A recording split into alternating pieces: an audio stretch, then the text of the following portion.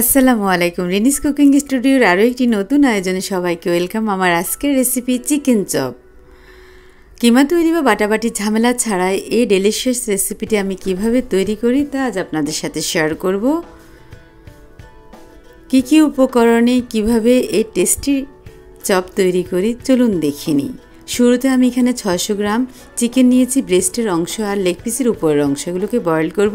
চুলে একটা প্যান বসিয়ে দিয়েছি হাফ লিটার পানি, দিয়ে দিচ্ছি এখন চিকেন। এখানে আমি চুলা জ্বালিয়ে দিয়েছি মিডিয়াম হিটে। দিয়ে দিচ্ছি হাফ চা চামচ পরিমাণ লবণ, দিয়ে দিচ্ছি হাফ চা চামচ পরিমাণ আদা ও রসুন বাটা। এগুলোকে ঢাকনা দিয়ে রেখে দেব 5 মিনিট।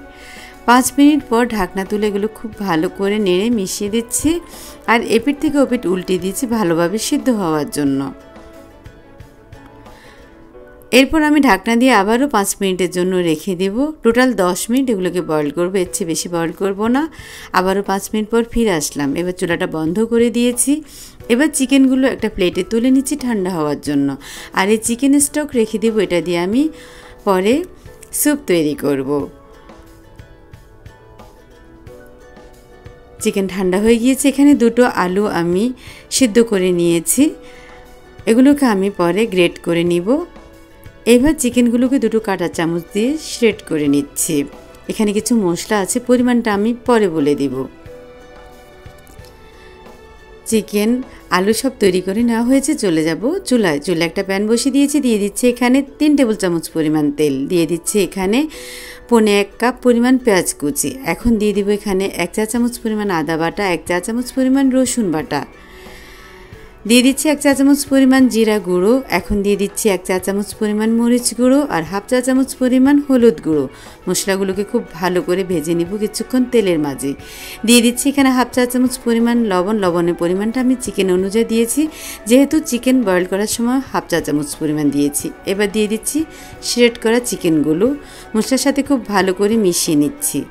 এখন এখানে দিয়ে দিব চিকেন স্টক 1/4 কাপ পরিমাণ। আমি অন্য আলাদা পানি ইউজ করছি না, আপনারা এভাবে দিয়ে দিতে পারেন। খুব ভালো করে মিশিয়ে নিয়েছি। এবার ঢাকনা দিয়ে রেখে দিব কিছুক্ষণের জন্য। কিছুক্ষণ পর আমি ঢাকনা তুলে এগুলো ভালো করে নেড়ে মিশিয়ে নিব। এগুলো এখন সেদ্ধ হয়ে গিয়েছে। দিয়ে দিচ্ছি এখানে 1 চা চামচ পরিমাণ গরম মশলা গুঁড়ো দিয়ে খুব ভালো করে মিশিয়ে নিয়েছি। আবারও আমি 2-3 মিনিটের জন্য ঢাকনা দিয়ে রেখে দিব। খুব সুন্দর একটা অ্যারোমা আসছে। এবার আমি একটু ভালো করে নেড়ে দিচ্ছি, এগুলো ভেজা ভেজা আছে। এই পর্যায়ে আমি সিদ্ধ করা গ্রেট করা আলু দিয়ে দিচ্ছি আলুর পরিমাণে লবণ হাফ চা চামচ পরিমাণ। আমি এখানে চিকেন আর আলুর লবণটা আলাদা আলাদা ইউজ করেছি, কারণ চিকেনে যদি একসাথে লবণটা দিতাম তাহলে লবণটা বেশি টেনে নিত চিকেন, আর এটা খেতে লবণ লবণ লাগতো, তাই এইভাবে দিয়েছি। আপনারা ওইভাবে করতে পারেন। আর 3 থেকে 4 মিনিট পর্যন্ত এভাবে ভেজে নেবেন। এই গ্রেট করা আলু বা সিদ্ধ আলুটা আমি দিয়েছি বাইন্ডিংয়ের জন্য, অবশ্য আলুটা ইউজ করতে হবে, খুবই অল্প পরিমাণে দিয়েছি। ওগুলো ঠান্ডা হয়ে গিয়েছে। এবার চপ তৈরি করে নিব। আমি মিডিয়াম সাইজের ওভাল শেপে চপটা তৈরি করে নিচ্ছি। আপনারা আপনাদের পছন্দ মতো সাইজের শেপ তৈরি করতে পারেন। আপনারা চাইলে রাউন্ড শেপও করতে পারেন, বড় ছোট যেমন ভালো লাগে। আমার রেসিপিটি যদি ভালো লাগে অবশ্যই আমার চ্যানেলটিকে সাবস্ক্রাইব করবেন, লাইক অ্যান্ড শেয়ার করবেন।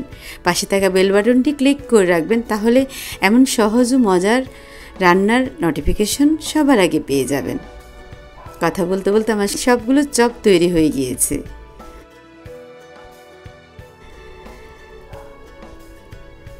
এখন এখানে আমি একটা ডিম নিয়েছি আর নিয়েছি কিছু ব্রেড ক্রাম্ব। ডিমের মাঝে দিয়েছি 1/4 চা চামচ পরিমাণ লবণ।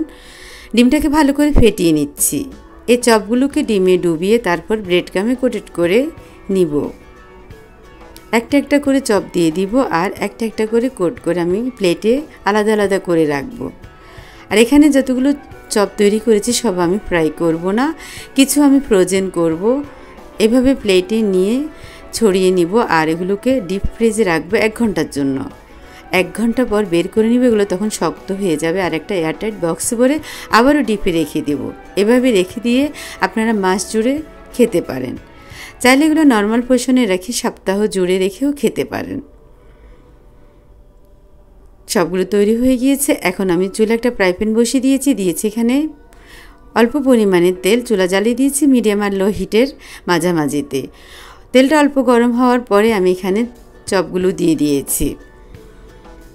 4 থেকে 5 মিনিট এভাবে ভেজে নিব। আপনারা চাইলে ডিপ ফ্রাইও করতে পারেন বা শ্যালো ফ্রাইও করতে পারেন, বা আমার মতো অল্প তেলেও এভাবে ফ্রাই করে নিতে পারেন।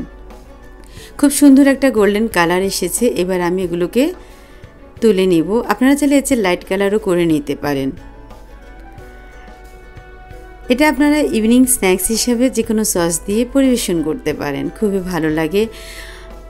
নান বা পরোটার সাথে খেতে পারেন, পোলাওয়ের সাথে এটা খুব ভালো লাগে। এবার আমি একটা সার্ভিং ডিশে সার্ভ করার জন্য নিয়ে নিচ্ছি। আশা করি আমার রেসিপিটি আপনাদের ভালো লেগেছে। ভালো লাগলে ট্রাই করতে পারেন। সবাই অনেক অনেক ভালো থাকবেন আর আমার জন্য বেশি বেশি দোয়া করবেন। Thanks for watching. আল্লাহ হাফেজ।